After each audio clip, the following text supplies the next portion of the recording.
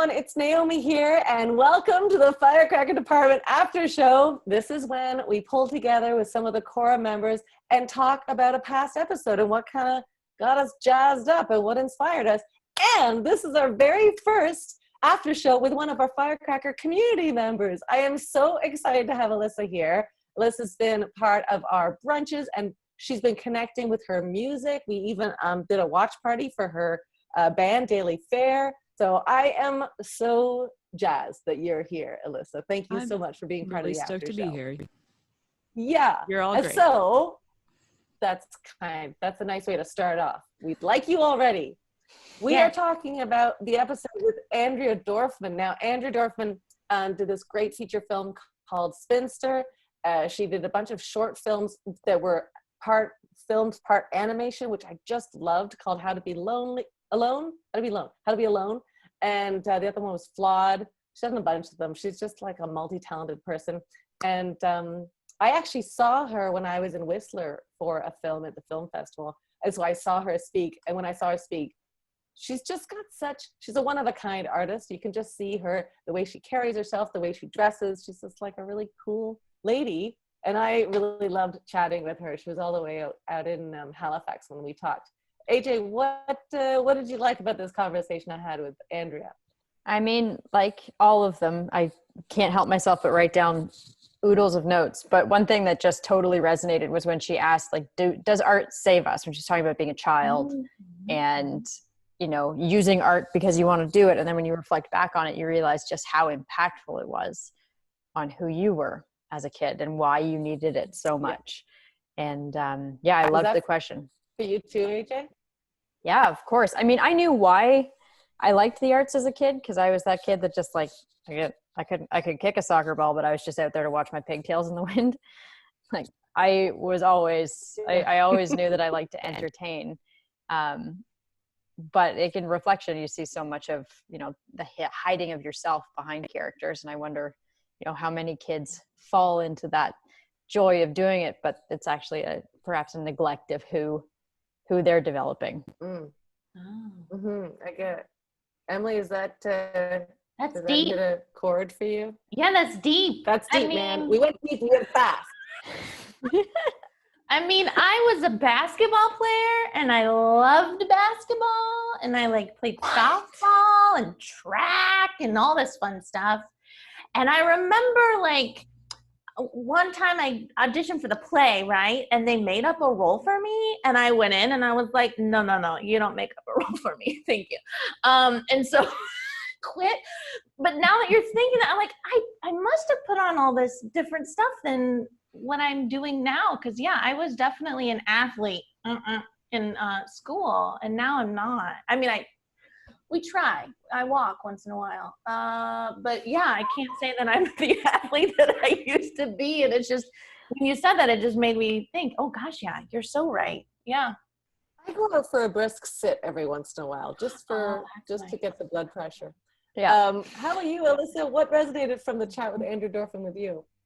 I thought it was really fascinating how she, at the end of this, when you were asking questions about how she's kind of like handling things and thinking about stuff, I thought it was really interesting that she was like, not good, basically, and that her life hasn't changed a whole lot. And so that combined with all of the stuff that she was saying about being bored as a kid and like having to figure stuff out, I feel like I've not really felt quite as similar to a guest on your show before. This was a new one where I was like, oh, but I'm an oldest child and I think she's a youngest child, so it was kind of curious for me to hear another perspective. She works in solitude a lot, right? So like when we were talking on Zoom, she's got her workstation, and I can imagine that the only difference is like when you do need a break from your work, the break isn't social. Like we just don't have that social. I mean, totally. But I'm not sure that that's really all that different for a lot of us performers. I mean, I know when this all started, the first month I was like, I could do this. Show me an apocalypse. I can live by myself. And then it wasn't until like the second month, because I'm so used to freelance gigs where, you know, there's 2 or 3 weeks between doing stuff. And then by month 2, I was like, wow, solitude is a bummer. And now I love that she was honest about it, because it's really easy to just be like, yeah, I'm fine. Mm. You know, like the Yeah. ebb and flow I of think what's that's our happening. job too. Because you know what she's working on right now, and it might have been released by the time this gets released, is a sequel to How to Be Alone. That's called How to Be Alone in COVID or something like that. And so she was working on it as we were talking. So I can't wait to see her latest creation. Emily, what else for you? I just love, this always gets me so much, is when directors talk about learning how to talk to actors. Because I don't think a lot of, I mean, I don't know, I hope, but I don't know if a lot of directors think that way of like, I got to learn how to talk with these peeps because they're actual peeps. And it would be really, it's just really heartwarming to know that there are directors out there who take what we do with, you know, in high astute. Ooh, there's a word. And to know that you got to talk to us. You can't just say, can you do that better? Because I love that note. Yeah. Oh, sure. Okay. But actually tell me what you want so I can give it to you. I think that's so important. Do you think maybe that might be the difference between women and men in those roles? I wonder, I don't know. Not working with a lot on either side, but from an empathy perspective, you know, we are for the most part more in tune with addressing other people's feelings in a space. And a lot of the female directors I've talked to over the last 2 years talk about taking acting classes, not to be actors, but to understand what it's like to be on that side of the camera, because it's a completely different experience than standing on the other side of the camera. It's still vulnerable, of course, to be any kind of artist. But when you are the reason that something might sell or something won't sell, you have to know how to talk to people, not just because they're people, but because the position is very different. Yeah. Do you find that too, Alyssa, with your music creation? Like, I was actually going to say at some point we've done our first full-length album, which is coming out soon, hopefully. I know, but there was I don't remember if it was this record or our previous EP, but at one point we were in the studio tracking a song, and just the emotion of the thing, it wasn't feeling right. Like there was something happening, but it wasn't the right feeling.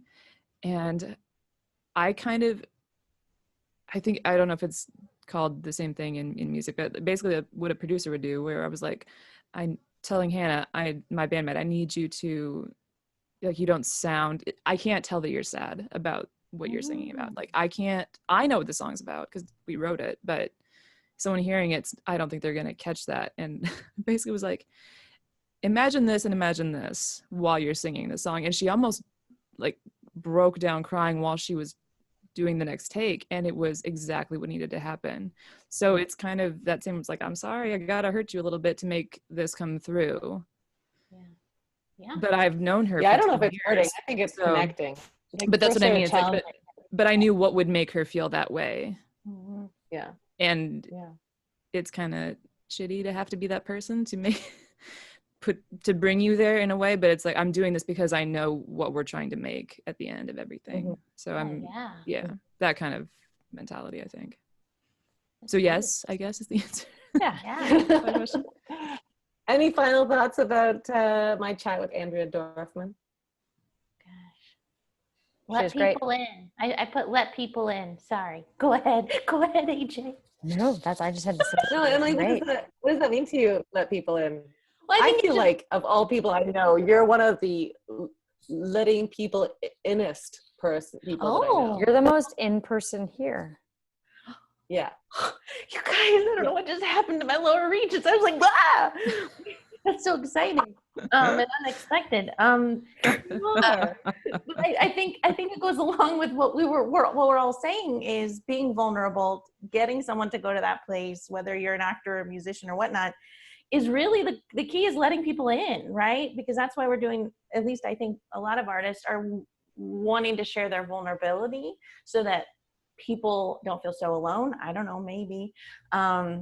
And that makes them feel good, I think, hopefully in the end. So yeah, letting people in. Yeah. I like it. Yeah. Any final thoughts, AJ or Alyssa? Tell the truth. Yeah. Put your Really? phone down. Ah, yes. Yeah. Oh my gosh, there's such nuggets of wisdom. Yeah. I mean, the vulnerability and truth, like if it was that easy, we wouldn't be the artists that we are on the journey right now. You know, like, oh, done. Just let me just check into that easier. vulnerability. I mean, there are people that check in really easily, but yeah, it's nice to chat with somebody like Andrea and be like, oh yeah, connect. Like, let's really dive deep. And having somebody like that on set too that challenges it, that's gold. So often it's just like hit the mark. Vulnerability's at the craft table.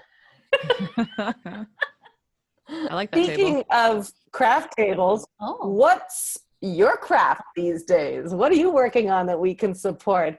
AJ, what's your jam? Yeah, you like that segue? Segues. Thank you. Thank you. Segues are my jam. Just writing them all down. Yeah. What am I doing? I honestly just writing. Nothing really major to report. Usual firecracker stuff, but just trying to write and sort of stay focused and creative. I learned how to garden today. Okay. That's great. Yeah.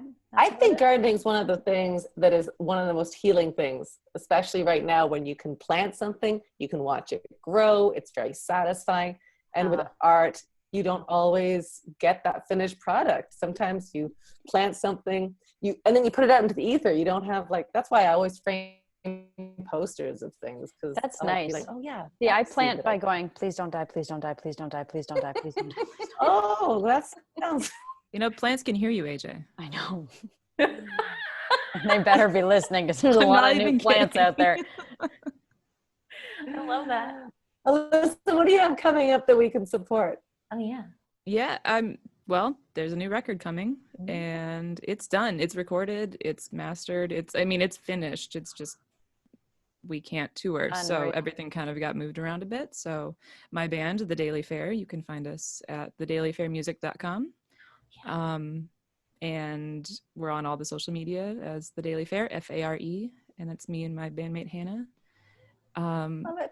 But yeah, hit us up. We're really easy to talk to, and we would love to hear what you've been doing for the last 6 months. Yeah, awesome. Emily, how about you? Gosh, I wish I were in a band. in Anyway, our sorry. band. I'm just like, this is a good one. We got a wellness meditation coming up first Sunday of September. First Sunday of every month, I'm gonna do a little meditation. So come on over and join us on the meditation Sunday. Love it. Love it. And there's so many people that are so enamored with your meditation. You've got like a great little group of folks that are following you wherever you go in your meditations. Also, September 13th, Firecracker Department is holding a TIFF, Toronto International Film Festival party online. We did it last year in person in Toronto, but this time it's online, so it's international. So stay tuned for more information about that, because we're going to have like breakout rooms and music and I have a blazer for that. crafts. And Ooh. yes, there probably people should wear blazers or whatever they want. I can't wait to bring everybody together and do some celebrating. So thanks, everybody. Go check everything Firecracker Department-esque out. Yeah, that's what I said. Firecrackerdepartment.com. And also on Instagram and Twitter, Firecracker DEPT. Let us know what you thought of Andrea Dorfman's episode or any of the other episodes. Drop us a review, why don't you? Because that builds our community like no one's business. Thank you. Great to have you here, Alyssa. Thanks so much. And we'll see you next time on the After Show. Good to see you all. Bye-bye.